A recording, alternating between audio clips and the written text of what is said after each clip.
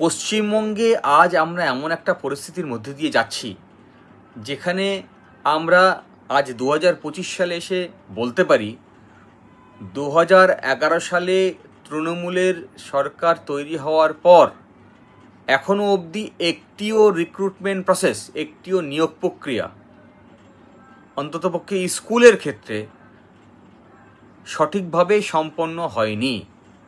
কখনো অ্যাডভার্টাইজমেন্টে গলদ ছিল, কখনো আইনের পদ্ধতি মেনে নিয়োগ প্রক্রিয়া করেনি, কখনো দুর্নীতির কারণে সমাপ্ত নিয়োগ প্রক্রিয়া আদালত বাতিল করেছে। এবং আমরা দেখেছি যারা এই দুর্নীতিতে অভিযুক্ত তারা সবাই রাস্তায় ঘুরে বেড়াচ্ছে।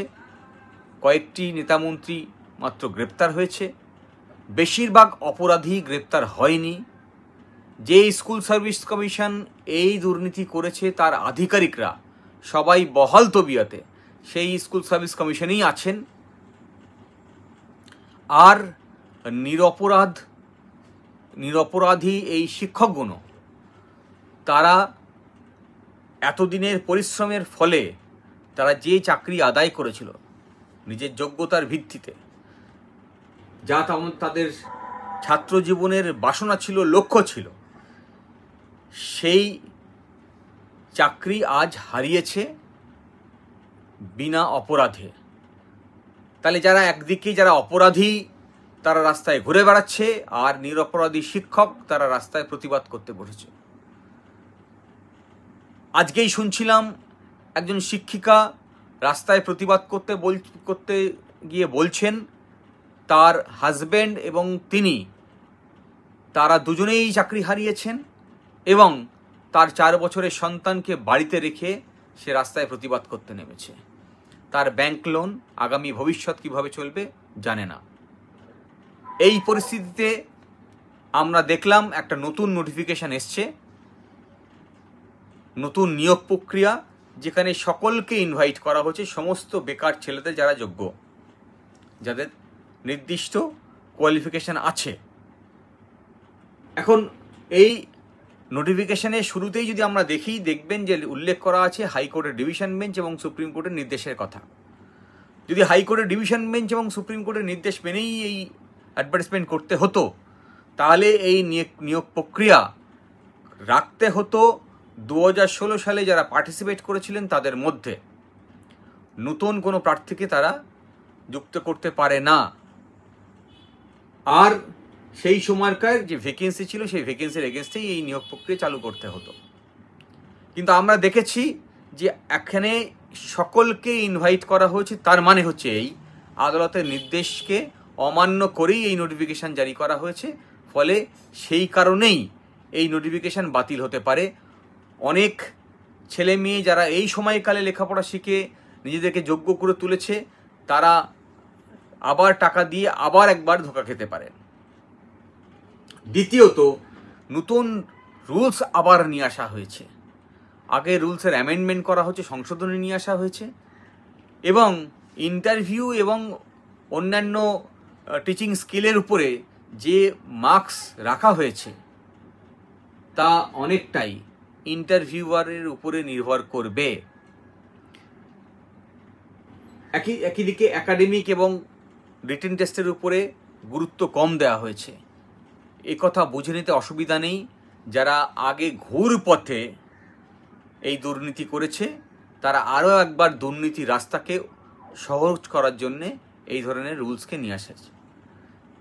যেখানে সুপ্রিম কোর্ট বারে 1990 সাল থেকে, যদি আমি ভুল না করি, বা তারও আগে থেকে, ইন্টারভিউতে মার্কসের পরিমাণ কম রাখতে বলেছেন এই সিলেকশন প্রসেসকে আরও নিরপেক্ষ করে তোলার জন্যে। কারণ একাডেমিক এবং রিটেন স্কিলের উপরে নির্ভর করলে তা ছাত্রের যোগ্যতা নির্ণয়ের ক্ষেত্রে অনেক সুবিধাজনক হয় এবং তার একটা অবজেক্টিভ বেসিস থাকে। কিন্তু আমরা আবার দেখলাম এই ধরনের রুলস নিয়ে আসা এবং নোটিফিকেশান নিয়ে আসা। আসলে যে কথা বলতে চাইছি আমি, যে আবার যারা রাজ্য সরকারের আইনি পরামর্শ দেন, যারা রাজ্য সরকারের হয়ে মামলা করছেন এই সংক্রান্ত বিষয়ে, তারা সকলেই এক একজন স্টলওয়ার্স। তারা আইন জানেন না, তারা আইন বোঝেন না, এ কথা কেউ আমরা বলতে পারবো না। তারা সকলেই আইন সম্পর্কে ওয়াকিবহল, তাদের আইনের ব্যাখ্যা সম্পর্কে তারাও ওয়াকিবহল, তারা সকলে বিশেষজ্ঞ। ফলে তারা ভুল করেছেন এ কথা কখনোই বলা যায় না। ফলে এই ধরনের রুলস জারি করা, এই ধরনের নোটিফিকেশান নিয়ে আসা খুব স্পষ্ট যে তারা জানেন যে এই ধরনের নোটিফিকেশান নিয়ে এলে আদালতে মামলা হবে এবং ফলত তাদের আর চাকরি কাউকে দিতে হবে না।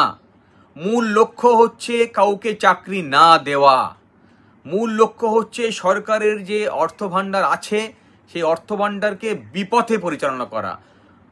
সেই অর্থভাণ্ডারকে যে পথে খরচ করার কথা সেই খরচকে না করে আসলে এইসব জগন্নাথের মন্দির থেকে শুরু করে, ইমাম ভাতা থেকে শুরু করে, দুর্গাপুজোর টাকা থেকে শুরু করে, ক্লাবের টাকা থেকে শুরু করে, এই বিভিন্ন ধরনের যে ডোল রাজনীতি আমাদের পশ্চিমবঙ্গে আমরা দেখছি, যে ধর্মীয় রাজনীতির আমরা দেখছি রাজ্য কেন্দ্র জুড়ে, যা নরেন্দ্র মোদী থেকে শুরু করে মমতা ব্যানার্জি দুজনে মিলেই করছেন,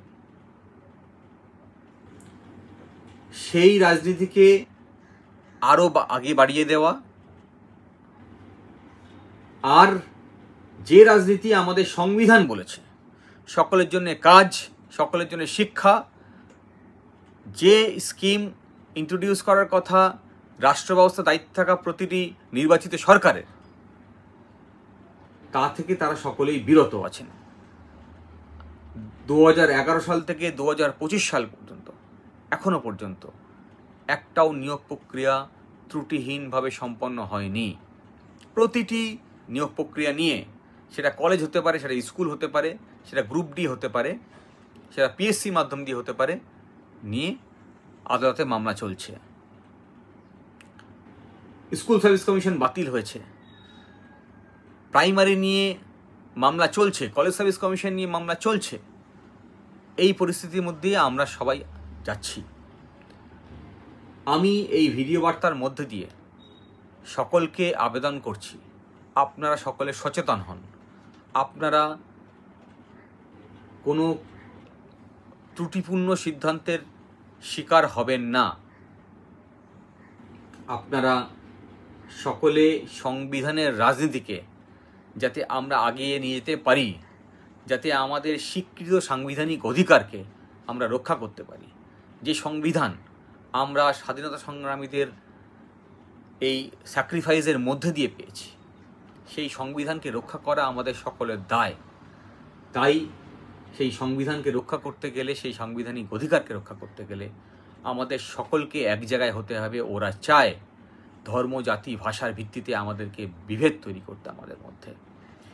সেই বিভেদ থেকে আমাদেরকে নিজেদেরকে রক্ষা করতে হবে, সকলকে এক জায়গায় হতে হবে এবং এই সমস্ত ভুল সিদ্ধান্ত, অন্যায় সিদ্ধান্ত, ত্রুটিপূর্ণ সিদ্ধান্তের বিরুদ্ধে সোচ্চার হতে হবে এবং সরকারকে বাধ্য করতে হবে সমস্ত যেখানে যেখানে ভ্যাকেন্সি আছে দপ্তরে, সেই সমস্ত ভ্যাকেন্সিগুলোকে পূর্ণ করার জন্যে, যাতে যারা লেখাপড়া শিখে বড় হচ্ছেন তারা আগামী প্রজন্মকে তৈরি করার জন্যে নিজেদের যোগ্যতার নিরিখে সমস্ত জায়গায় ভ্যাকেন্সিগুলোতে, শূন্য পদগুলোতে তারা নিয়োগ নিশ্চিত করতে পারেন এবং তারা যে লেখাপড়া শিখে, যে উদ্দেশ্য নিয়ে লেখাপড়া শিখেছেন, সেই উদ্দেশ্যকে সফল করতে পারেন।